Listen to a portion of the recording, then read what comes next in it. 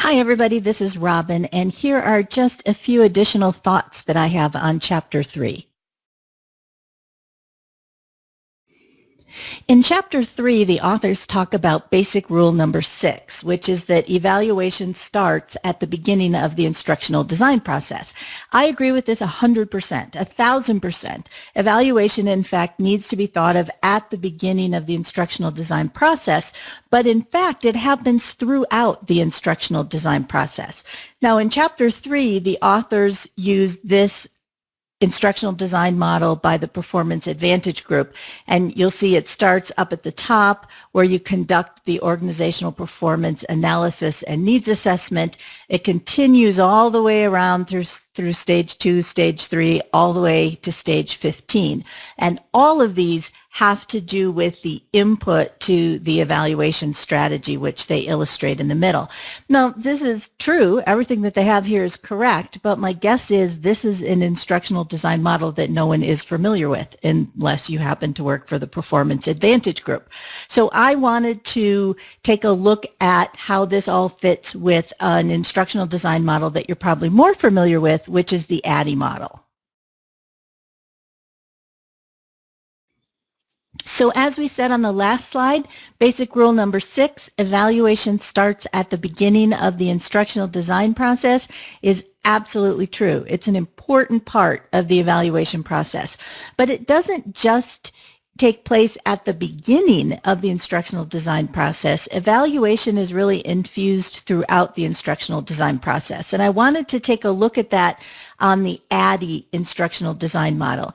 ADDIE, ADDIE, analysis, design, development, implementation, and evaluation. It is by far the most well-known, the most popular, the most well-used instructional design model that's out there. It's not the only instructional design model, but it's a very popular one, a very well-known one. And if you've taken HRD 4402 as part of this program, you've had an introduction to the ADDIE model. So let's look at where in each of these 5 phases evaluation shows up. So certainly it shows up in the evaluation stage, in the last stage of the ADDIE model. And in the evaluation stage, that's where you do things like conduct the evaluations and where you collect and analyze the data that you've gotten from your evaluations and you report the results to whoever it is that should be getting these results. But it's not just evaluation. Evaluation, it also takes place in the design phase. And in the design phase, we create the objectives. And I cannot state strongly enough how important it is to have effective objectives. Obviously, you need effective objectives because it lets you know what you need to put into the design and the development of the course, but your objectives are also your key for evaluation. Everything that shows up in your objectives should be evaluated. If you write those behavioral objectives, those Mager formatted objectives that says at the end of this instruction the student will be able to, then you need to have some sort of evaluation to see if in fact the student is able to do whatever it is that you say they're going to be doing. So objectives are really your North Star. They're the thing that gives you your clearest sense of direction for what evaluation activities need to be included in your evaluation strategy, in your evaluation plan. Now, also in the design phase, you will design your evaluation activities. And this is one of the reasons it's so important to put evaluation into the beginning of the design process, not just at the end of the instructional design process. By the time you get to the end, you may have missed the opportunity to do some of the evaluation that you'd like to do. By thinking of it ahead of time before you design the learning intervention or the class, it gives you the maximum amount of flexibility to design those evaluation activities. But it's not just the design phase. Evaluation also shows up in the development phase. Obviously, this is where you actually design and develop those evaluation activities and where you design and develop those evaluation instruments or tools. But it's not just development, it's also implementation. In the implementation phase is where, of course, you conduct your evaluations, but it's also way back at the beginning during analysis. During analysis, you work with either your clients, if you're corporate training, or you work with your department chairs or your department heads, if you're in education or PTE, and you determine what the goals and the outcomes are for the program. You identify any business measures, any organizational measures, any educational measures or metrics that you might need. You agree on any assumptions that you need to agree on in order to conduct an ROI if that's something that you're going to be doing, and you create your evaluation plan. So your evaluation plan really is way at the beginning of the process. But in fact, you need to be thinking about evaluation even before the analysis phase. Before you even begin developing a new course or a new learning intervention, it's going to start with those conversations with your business partners or your clients or your administrators or your dean or the chair of your department to talk about what is it that we're trying to accomplish with this training. What's the performance gap that we see? What do we want people to be able to do at the end? And to what degree do we want to measure that? So to have all those conversations up front and throughout the entire ADDIE process. So you can see in this model that evaluation has a place and has activities at every phase of the instructional design process. And as you can see by that yellow bar, it brings us to rule number 7, which is involving the client or the department chair or whoever it is that you are responsible to for this course. Involving them is not optional.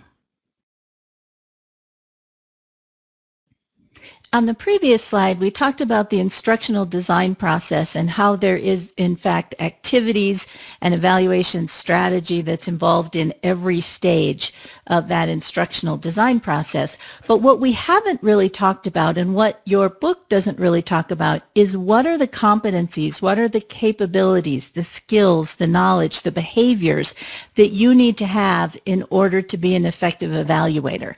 And there's an organization called the International Board of Standards for Training, Performance, and Instruction.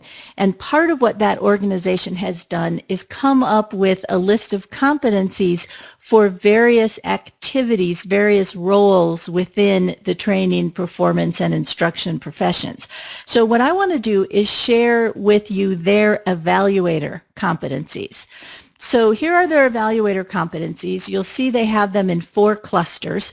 The first cluster is professional foundations, then planning and designing the evaluation, implementing the evaluation plan, and finally managing the evaluation. So just let me run through those. In the first cluster, the professional foundations cluster, you'll see that they have determined that evaluators need to communicate effectively in visual, oral, and written form, that they need to establish and maintain professional credibility, that they need to demonstrate effective interpersonal skills, they need to observe ethical and legal standards, and they need to demonstrate awareness of the politics of evaluation. When we move into the second cluster, you'll see competency number 6.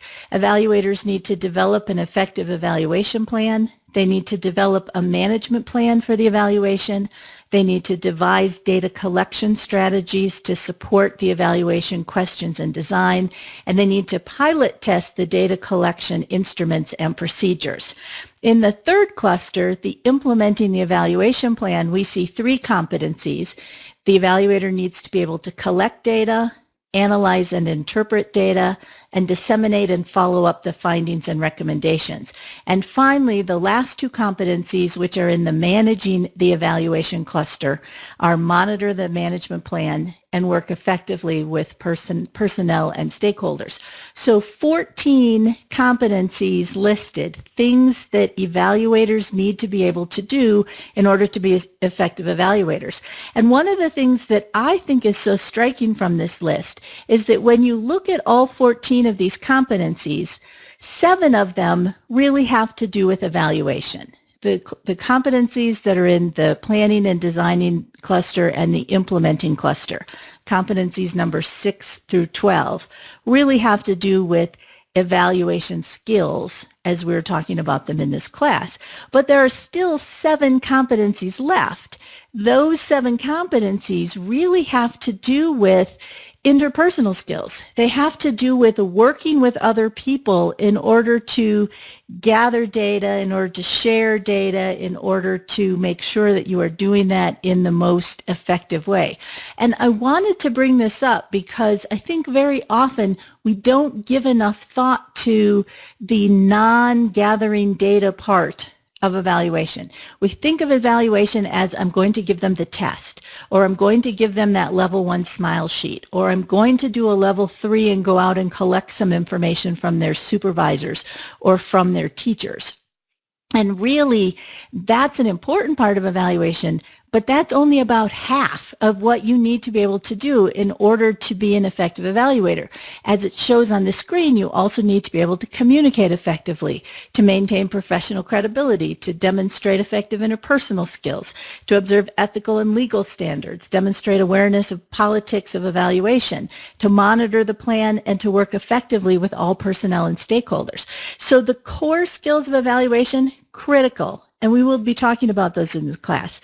These other non-core skills, or these other interpersonal skills, are things that are at least as important. We're going to spend a little bit of time talking about them in this course. There's only so much we can talk about in a one-semester course. But I do encourage you to think about this part of your role as evaluator as well as the data collection part. All right, that's it for my additional comments on Chapter 3.